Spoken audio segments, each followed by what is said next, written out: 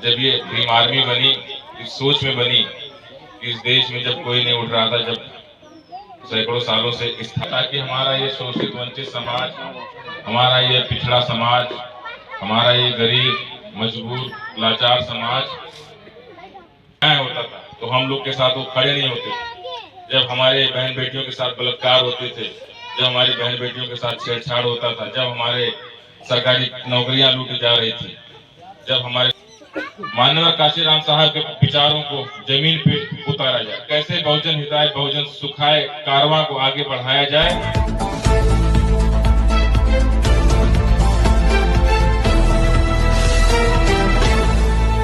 Army जिसके राष्ट्रीय अध्यक्ष चंद्रशेखर जी हैं, उनके कुछ पदाधिकारी हैं, इन्हीं से उनका परिचय जान लेते हैं, उसके बाद बात करते हैं।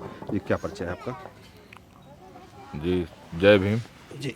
आपका बहुत बहुत आभार कि आप बहुजन मीडिया जो है हम लोग की बात जो है राजनीतिक पटल पर रख रही है। हमारा नाम है डॉक्टर मोहम्मद आकिब, मैं राष्ट्रीय कोर कमेटी सदस्य, प्रदेश महासचिव आज़ाद समाज पार्टी काशीराम। यहाँ पे एक नए संगठन समीक्षा के लिए आया हूँ, क्योंकि हम लोग ज़मीनी कार्यकर्ता हैं और बहुजन महापुरुषों के कार्यों को आगे बढ़ाने के लिए हम लोग तत्पर हैं।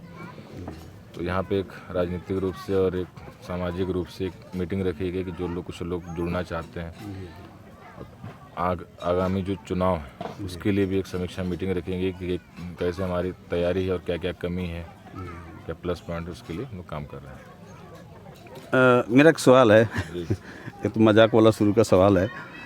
हमारा जो ये क्षेत्र है, चूँकि मैं भी इसे लोकल रहने वाला हूँ, शिक्षा का अभाव है यहाँ पे। आप एक बार एक शब्द निकाल रहे थे, भाई भाई, वो बम्बई वाले भाई की बात कर रहे थे कि चंद्रशेखर आज़ाद की बात कर रहे थे आप? चूँकि यहाँ एजुकेटेड जनता कम है तो इसलिए थोड़ा सा लोगों को कन्फ्यूजन जरूर रही होगी, तो आप किस भाई की बात कर रहे थे?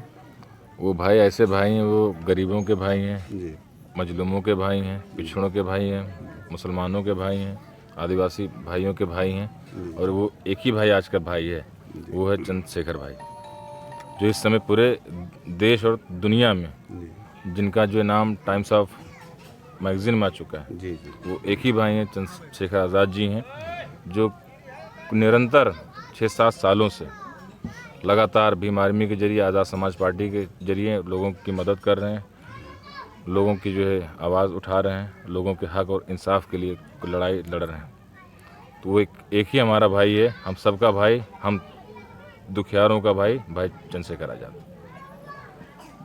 दूसरा सवाल मेरा ये है कि जब आपका वोटर जी, जिसके लिए लड़ाई लड़ रहे हैं आप, वो 5 किलो राशन पे बिक जाता है, एजुकेटेड नहीं है, उसको आप कैसे एजुकेटेड करेंगे और अपनी ओर कैसे मोड़ेंगे जब इनको पता ही नहीं है?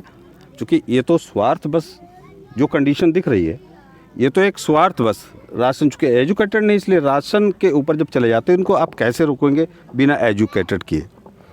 नहीं, ऐसा नहीं। देखिए, भीम आर्मी की जो स्थापना हुई थी वो तो एक शिक्षा के क्षेत्र से ही हुई थी। भीम आर्मी पाठशाला हमारी चलती है जी और करीब करीब यूपी के जितने 75 जनपद हैं, जी ओवरऑल कम से कम 250 या 300 पाठशाला जो है चल रही है।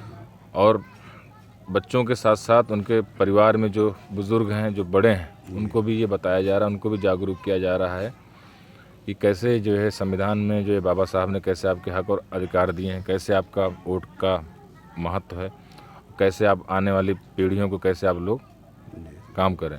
उसी का जो ये फल है कि खतौली, आप उपचुनाव आप देख रहे होंगे, खतौली उपचुनाव में, पिछले चुनाव में जो वोट परसेंटेज थे मिले, सपा की लहर के बावजूद भी वहाँ का भाजपा का प्रत्याशी जीता था।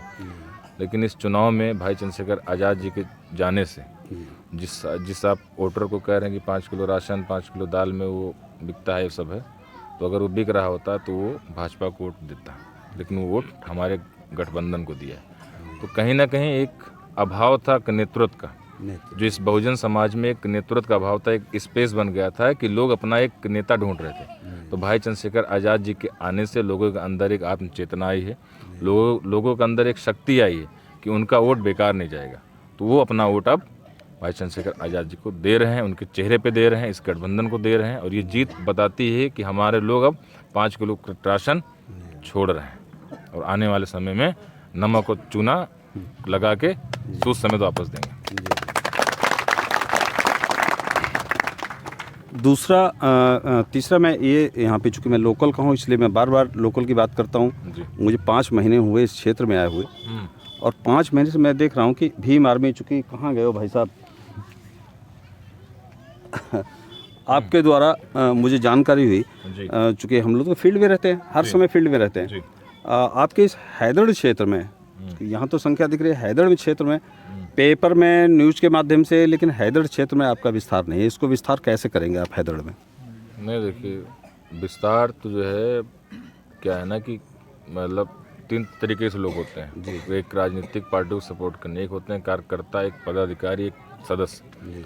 तो ये चूँकि पदाधिकारियों की मीटिंग है जी। तो इसमें मतलब सदस्य जो है भीम आर्मी का, जो आज़ाद समाज पार्टी का, वो हर जगह पे है, हर गांव में है।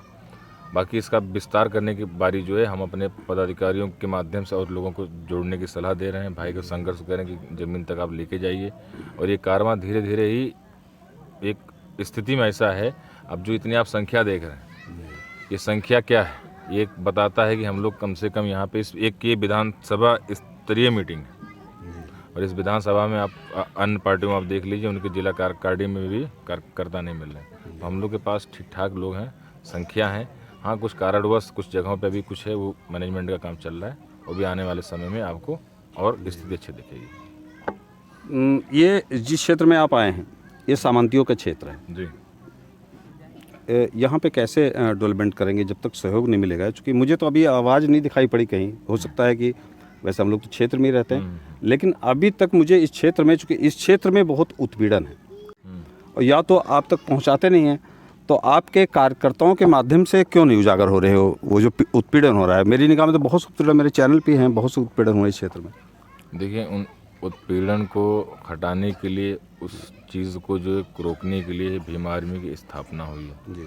और हमारे पीछे एक बैठे हैं आपके शंकर साहब जी। गौरी शंकर जी।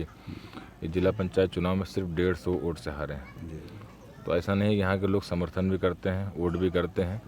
और रही बात धीरे धीरे ये उत्पीड़न का ही तो खेल है कि भाई चंद्रशेखर आज़ाद जी ने जो भीम आर्मी की स्थापना की, आज़ाद समाज पार्टी की स्थापना की, कि हम लोग कैसे अपने सत्ता में आएँ, अपने पावर में आएँ, और इस पावर से अपने लोगों के खिलाफ जितने भी उत्पीड़न हो रहे हैं या जो ये सामंतवादी सोच है जो ये काम कर रहे हैं हम लोग के खिलाफ, उसको कैसे रोकें। तो ये सत्ता का खेल है, और सत्ता की चाबी हम लोग जो है आने वाले आगामी चुनाव में, विधानसभा में, सब में एक जुटता के तहत, एक बहुजन एकता के तहत इसको हम लोग पाएंगे।